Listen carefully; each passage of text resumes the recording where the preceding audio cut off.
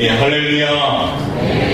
2019년 11개월 잘 열심히 달려왔습니다. 이제 마지막 달 우리 12월을 마무리하면서 깐스럽게 맞이합니다. 그래 달력에도 한 장 정도 남아있죠 지금.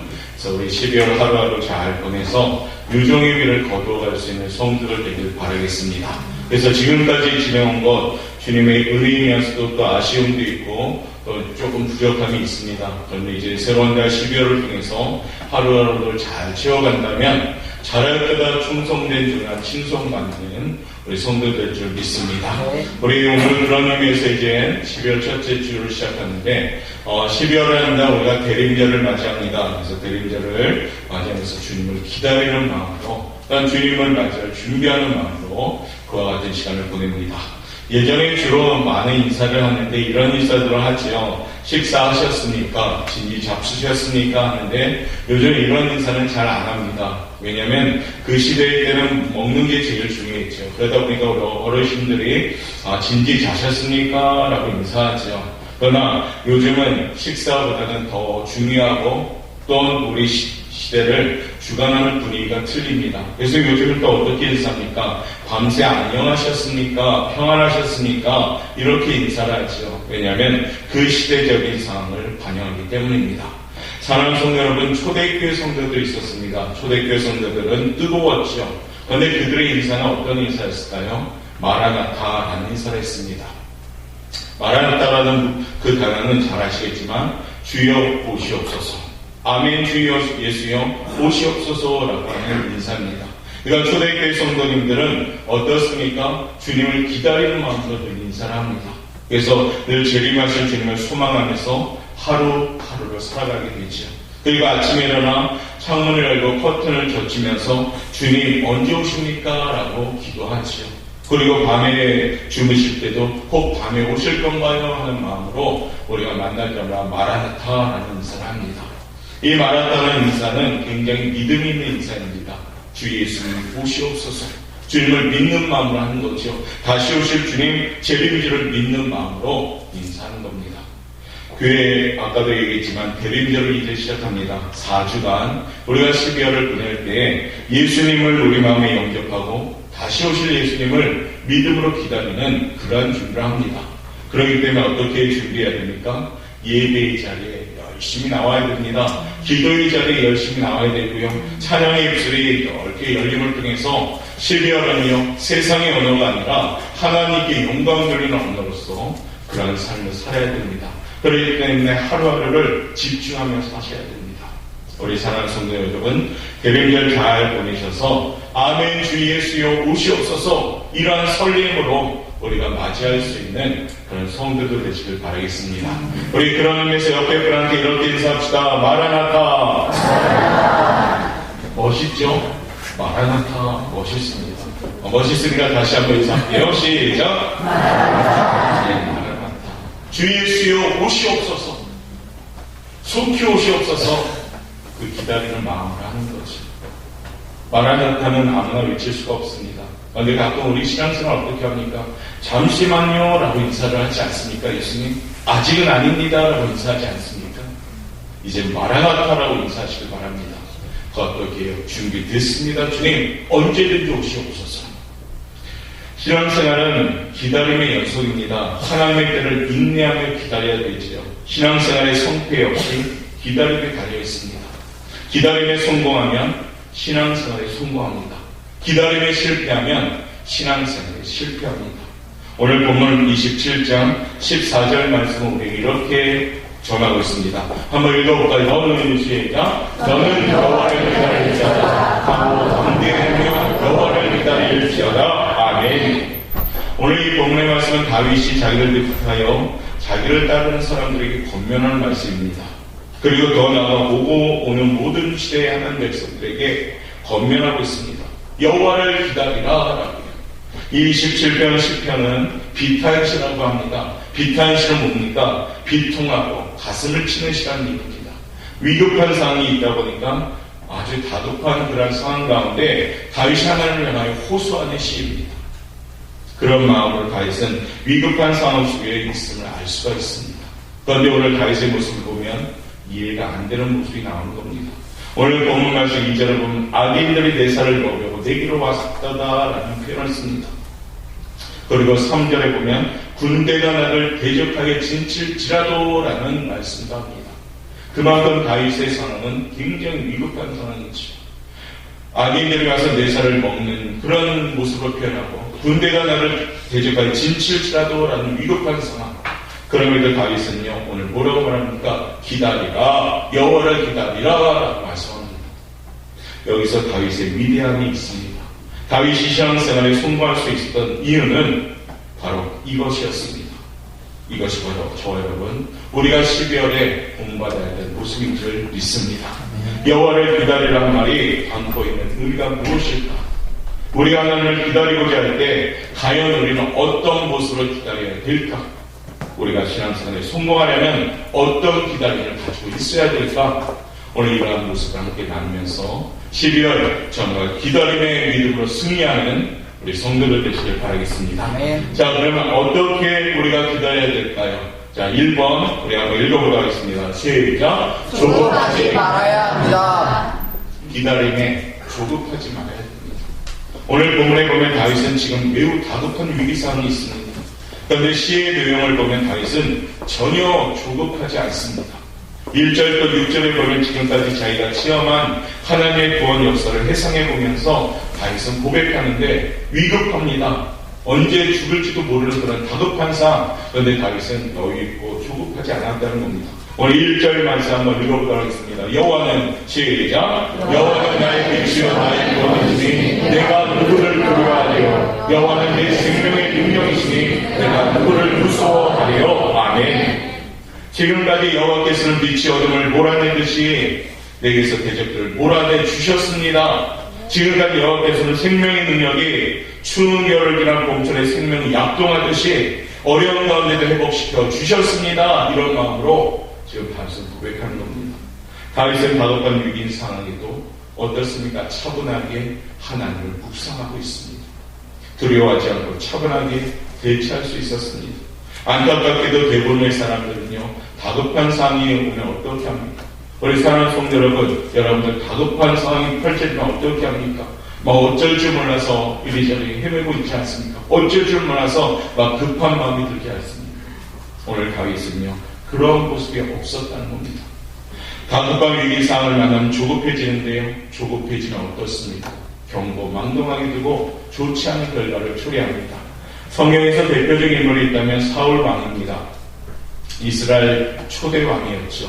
사무엘상 13장에 보면 사울이 왕이 된 지 얼마 안 돼서 블레셋과 첫 전투를 하게 됩니다. 블레셋이 이스라엘 처하고요. 민마스에 진을 쳤는데 그 수가 엄청났습니다. 사울 왕이 그 소식을 듣고 출전하기 위해 준비를 마쳤죠. 이제 하나님께 제사를 드리고 출전만 하면 됩니다. 그런데요, 영적 지도자 사무엘이 와서 제사를 드려야 되는데 아무리 기다려도 오지를 않습니다.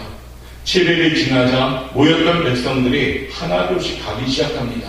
사울왕이 볼 때 야 이거 큰일 났다 급하다 해서 어떻습니까? 사무엘 대신 자기가 하나님 앞에 제사를 드리게 됩니다.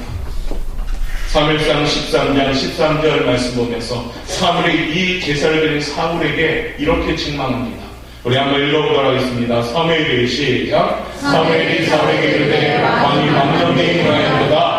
왕이 왕의 하나님 여호와께서 왕에게 내리신 명령을 지키지 아니하였도다. 그리하였다면 여호와께서 이스라엘 위에 왕의 나라를 영원히 세우셨을 것이 거느니라. 아멘. 오늘 사울왕은 기다리다 지쳐가지고 사무엘 선지자가 와서 예배를 드려야 되는 하나님의 질서가 있는데 급하다 보니까요 자기가 제사를 지내버렸다는 겁니다. 그런데 하나님이 볼 때 이것은 큰 죄를 범한 것이었습니다. 급하고 조급하다 보니까요 사울에게는 하나님의 질서가 보이지 않았다는 겁니다.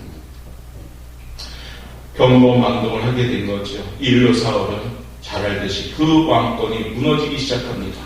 그리고 결국에 자살이라는 나중에 치욕적인 삶으로 생을 마감하게 됩니다. 아브라함은 믿음의 조상 아브라함도 있었습니다. 참 믿음 좋잖아요 우리 아브라함. 그러나 조급했을 때가 있었습니다. 언제였습니까? 하나님이 아브라함에게 내가 너에게 후사를 주겠다라고 약속을 주셨죠. 그런데요, 그 약속을 받은 그런 연도가 점점 1년, 2년, 3년, 10년이 지나도 아무 소식이 없었습니다. 나이가 점점 들게 아브라함의 상식으로 보면 야, 이거 어떻게 내가 아기를 출산할 수 있을까 하는 그러한 생각이 들어가게 되죠. 조급해졌습니다. 결국에 아브라함도 어떻게 합니까? 몸종 하갈이라는 여인을 통해서 이스마엘이라는 아들을 태어나게 합니다. 지금 이스마엘의 후손들과 함께 여전히 지금 이 시대에 불편한 날로 지금 계속 대적하고 있습니다. 조급함으로 말미암아 하나님에게 언약의 아들 이삭이 아닌 이스마엘을 출산해서 지금도 여전히 그 불씨가 남아있게 된 겁니다. 조급함은 하나님보다 앞선 것입니다. 조급함은 하나님의 질서를 무너뜨리는 겁니다. 모든 일에 그러기 때문에 어떻게 해야 될까요? 기도함으로 결정하셔야 된다는 겁니다. 우리나라 사람들의 가장 두드러진 특징이 뭘까요? 빨리빨리 문화이죠. 빨리빨리. 이건 목회자들 사회에도 배제할 수 없는 그런 얘기입니다. 우리 목사님도 얼마나 빠른지 성격들도 급한지 저도 목회자지만 빠른 분들이 많아요. 빨리빨리. 우리 운전을 하다 보면 어떻습니까? 신호등 앞에 늘어선 자동차들이 마치 100m 출발선에 선 사람들처럼 딱 기다리고 있죠. 그리고 신호가 녹색으로 직진신호로 쫙 바뀝니다. 그런데 한 1, 2초, 3, 4초 가만히 있다가 출발은 계속 무슨 소리가 들으니까 빡빡 운전 똑바로 해 막 그런 소리가 들리겠죠. 그 1, 2초를 못 참아가지고요. 여러분들 차분한 사람들도 운전대를 잡으면 이상하게 빨라지더라고요. 그게 입에서 험한 말이 나오기도 합니다. 평소에 자원하고 있다가 갑자기 운전대만 잡으면 그렇죠. 왜 빨리빨리 문합니다. 빨리빨리. 음식점에 가도 우리나라 사람들은 빨리빨리 달라고 하죠. 빨리빨리. 들어온 지 얼마 안 됐는데 5분 만에 달라고 10분 만에 달라고. 여러분들 어떻습니까?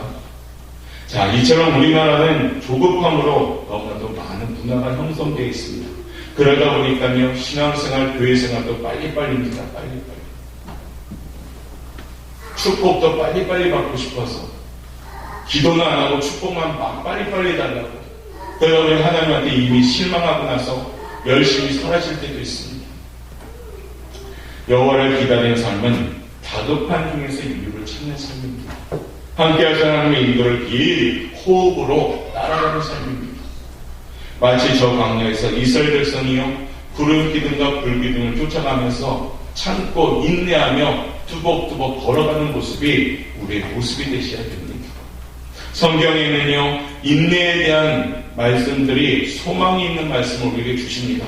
로마서 5장 4절 말씀을 한번 읽어보도록 하겠습니다. 시작. 인내는 연단을 소망을 이룬 줄 알미도다. 아멘.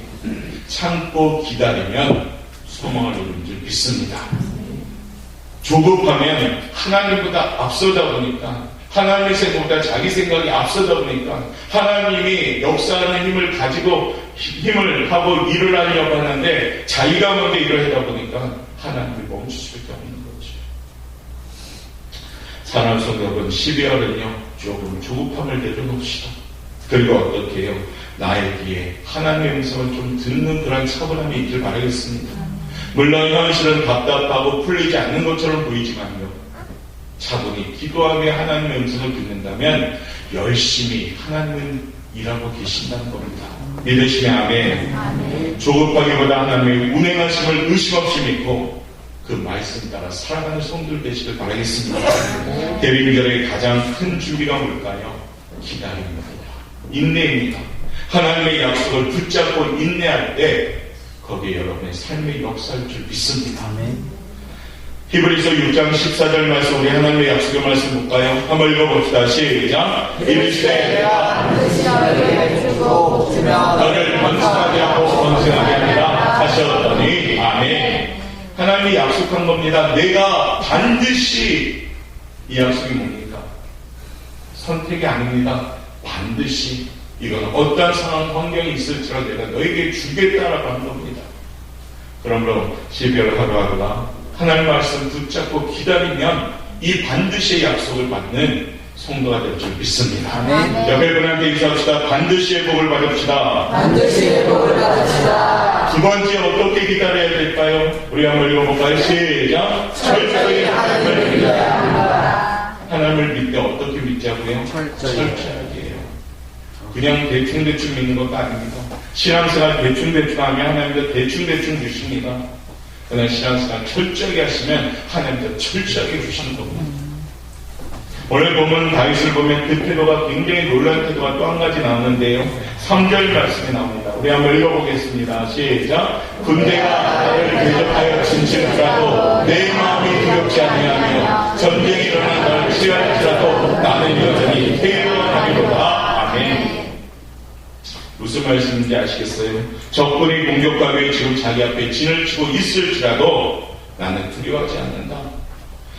적군이 공격 나팔을 불어서 일제히 내 앞으로 공격할지라도 나는 태양하다라는 고백입니다.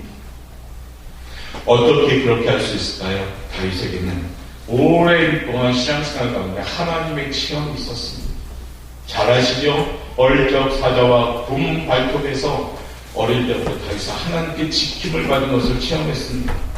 그 믿음이 있었기 때문에 여러분이 잘 아는 골리앗과의 전쟁 가운데에도 물맷돌 5개 들고 어린 소년이 나의 하나님을 믿고 나는 나간다라고 말하는 거죠.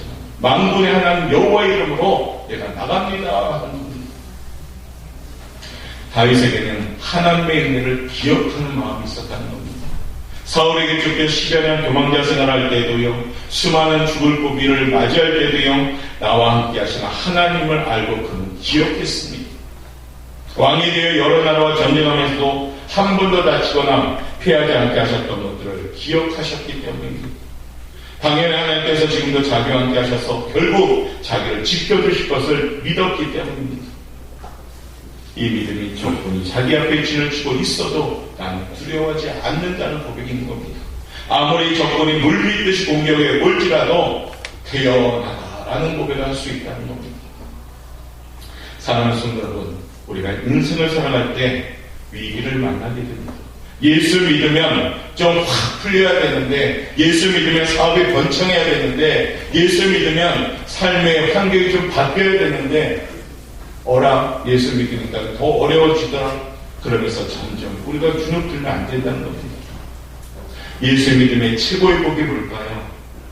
바로 우리가 천국 백성이 된 겁니다. 예수 믿음의 최고의 복은 지옥 가야 할 인생이었지만 천국 가게 된 것입니다. 그게 축복이요. 그 다음에 하나님의 일하심을 통해서 열어가기 시작하는 겁니다. 그러한 위기 상황에서도 우리가 마음이 흔들리지 않도록 여전히 태어날 수 있어야 됩니다. 그런 모습으로 우리가 훈련해야 되지요. 그 훈련의 핵심이 뭘까요? 바로 믿음입니다. 하나님께서는 나와 함께 하신다는 믿음, 하나님께서 나를 지켜주신다는 믿음, 이 믿음은 기억하면서 시작되는 겁니다. 성경은 믿음을 이런 많은 표현을 합니다. 제일 첫 번째 믿음은 어떻게 생겨야 될까요? 로마서 10장 17절 말씀 우리 한번 읽어보도록 하겠습니다. 로마서 10장 17절 말씀 읽겠습니다. 시작. 그러므로 믿음은 들음에서